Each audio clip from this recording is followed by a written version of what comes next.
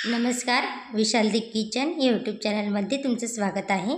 आज आपण केलेला आहे कच्च्या आंब्याचा आमरस किंवा याला पन्हसुद्धा म्हणतात। हे बघा, तुम्ही बघू शकता, खूप छान घट्ट आणि दिसायला पण खूप छान असं आपलं हे पन्ह तयार झालेलं आहे।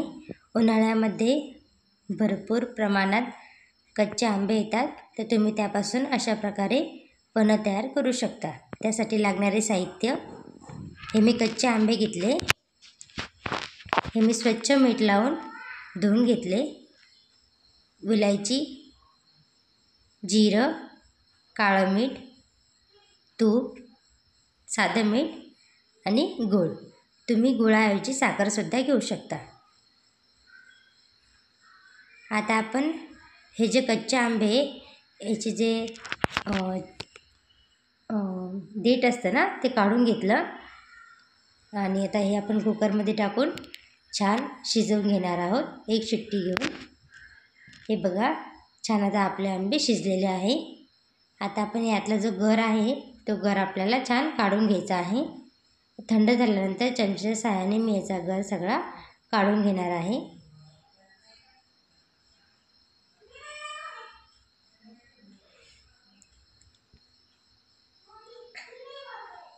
बघा, आता चमच्याच्या साहाय्याने मी सर्व आंब्याचा गर काढून घेतलेला आहे आणि ज्याच्यामध्ये जेवढ्या पण गुठळ्या होत्या, चमच्याच्या साहाय्याने मी छान सोडून घेतलेला आहे, छान मिक्स करून घेतलेला आहे।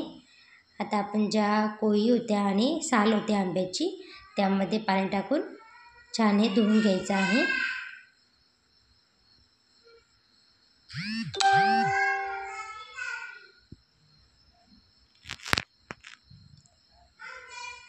आता आपण हा जो गर काढून घेतला होता, हा आता ह्या पाण्यामध्ये टाकून छान मिक्स करायचा आणि रईच्या सहाय्याने छान आपल्याला मिक्स करून घ्यायचा आहे। तुम्ही मिक्सरमध्ये सुद्धा काढू शकता किंवा चाळणीच्या सहाय्याने सुद्धा चाळून घेऊ शकता। आता मी एक भांडं गॅसवर ठेवलेलं आहे, हे मातीचं भांडं आहे। आता यामध्ये मी 1 चमचा तूप टाकलेलं आहे। तूप छान गरम होऊ द्यायचं। आता आपण यामध्ये जिरा टाकणार आहोत।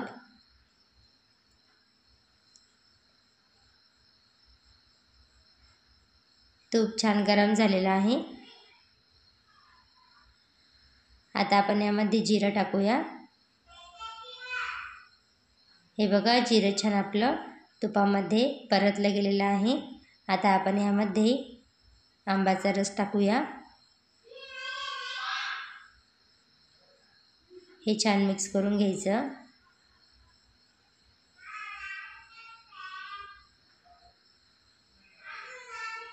हे आंब्याचा पन्ह खायला खूप छान लागतं।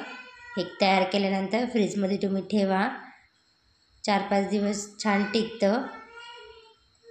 आता आपण आंब्याचा रस याच्यामध्ये टाकलेला आहे।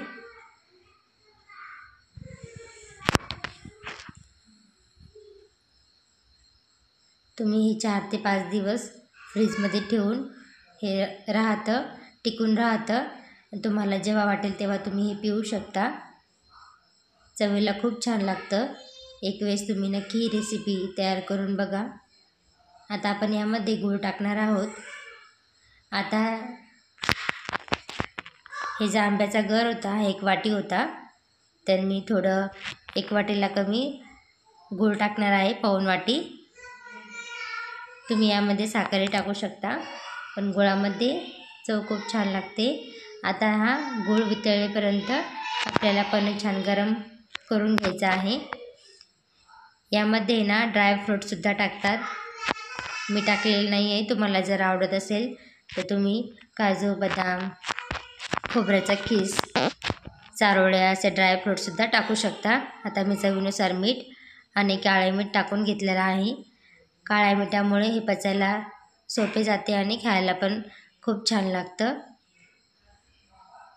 आता याला छान आपल्याला उकळी येऊ द्यायची आहे। आता मी खलबत्त्यामध्ये साखर आणि विलायची छान बारीक करून घेतली होती। आता आपण ही विलायची यामध्ये टाकणार आहोत। याला पन्हसुद्धा म्हणतात किंवा आमरससुद्धा म्हणता कच्च्या आंब्याचा। आखाजीच्या वेळेस हा विशेषतः केला जातो। कुरडईसोबत, पोळ्यासोबत, पुरीसोबत, पराठ्यासोबत खाल्ला जातो किंवा तसंही तुम्ही पिऊ शकता। हे बघा छान आता हा घट्टसर झालेला आहे। कलरही खूप छान याला आलेला आहे। तुम्हाला जर रेसिपी आवडली असेल तर लाईक करा, शेअर करा, कमेंट्स करा आणि चॅनलला सबस्क्राईब करा। आता डेकोरेशनसाठी मी एका वाटीला पाणी लावून याला छान आपण साखरेचे क्रिस्टल लावून घेणार आहोत, साखर लावून घेणार आहोत वाटीला। आणि आता यामध्ये आपण पन्ह काढून घेणार आहोत।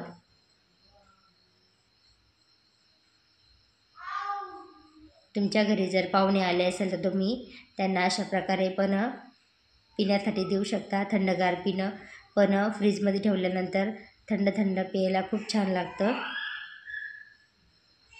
एक वेळेस तुम्ही ही रेसिपी नक्की ट्राय करा।